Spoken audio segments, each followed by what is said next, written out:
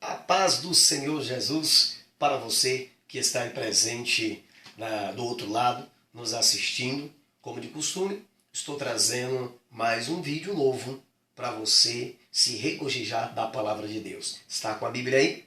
Se não estiver, pegue a sua Bíblia agora correndo. Pegou? Isso! Nós vamos ler agora no Evangelho de Jesus, segundo escreveu João, capítulo 10, e o versículo 1 e o versículo 9. Vamos ser rapidinho no nome de Jesus, amém?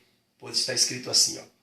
João capítulo 10, diz assim: Eu lhe asseguro que aquele que não entrar no aprisco das ovelhas pela porta, mas sobe por outro lugar, é ladrão e assaltante. Aquele que entra pela porta é o pastor das ovelhas. Vamos para o verso 9, está escrito assim, ó.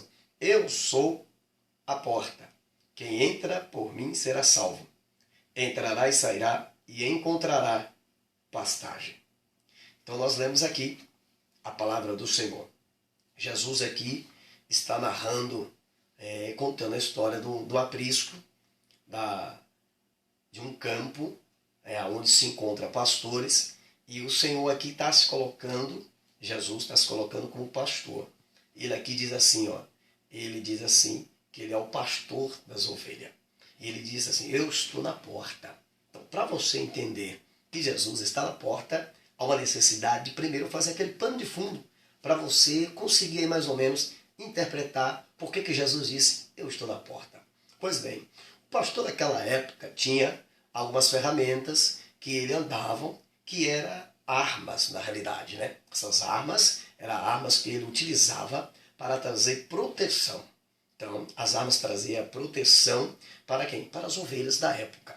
Então, perceba que Jesus, ele fazendo esse ilustrativo, trazendo para a sua época, para que os discípulos viessem compreender o que ele queria chegar, né?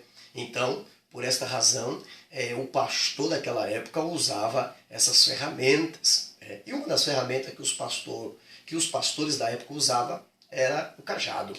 O cajado que tinha uma ponta reta, na ponta tinha uma lança ou um osso de cordeiro, e do outro lado havia uma curva na ponta da vara em forma de U.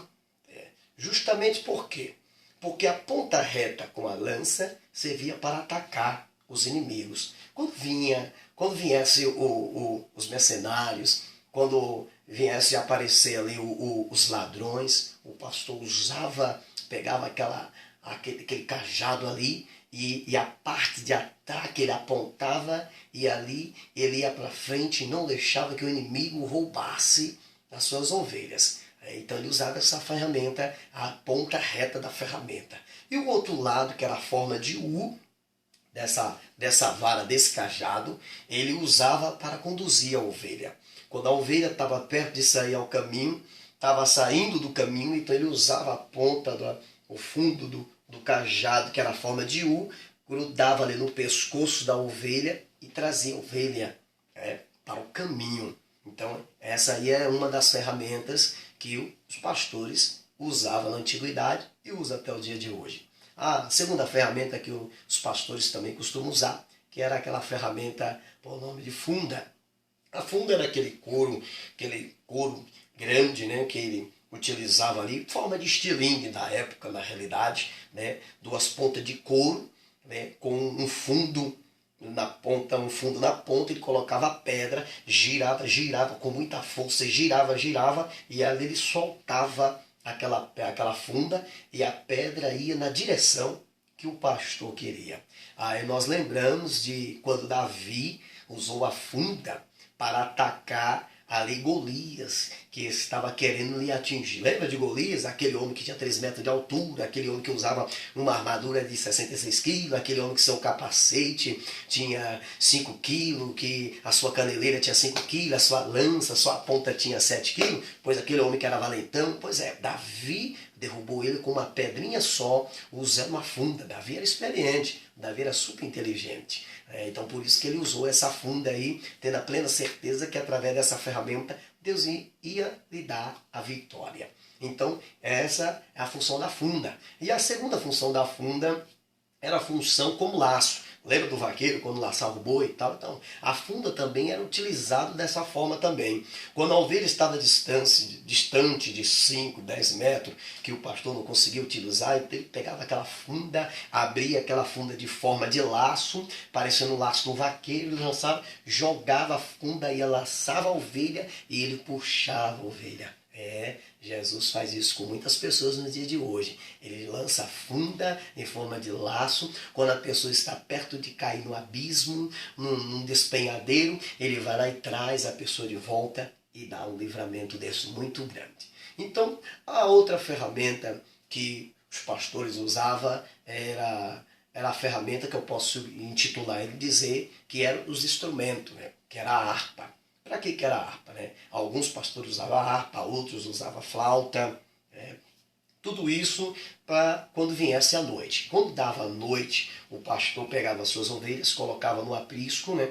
E aquele aprisco ali, ele tinha um muro, né? Um aprisco dos pastores mais ricos, dos donos ali daquelas ovelhas mais ricos. Então, a muralha que era constituído daquele aprisco de pedra, né, dos mais ricos. Do mais pobre era feito de vara, né? Tinha 2 metros de altura aproximadamente. Né? Então ali o pastor chegava, colocava as ovelhas lá dentro do aprisco e deixava ali as ovelhas ali dentro se alimentando daquele pasto, aproveitando, né, do pasto ali verdejante, do pasto ali que era pura vitamina ali para as ovelhas e tal, aquela coisa toda. Mas quando ia chegando a noite, as ovelhas tinham que dormir, mas aí vinha aquele vento muito forte do deserto, aquele vento vinha fazendo muito barulho e as ovelhas ficavam irritadas e não conseguia dormir ali, ela perdia peso e para o pastor era perca.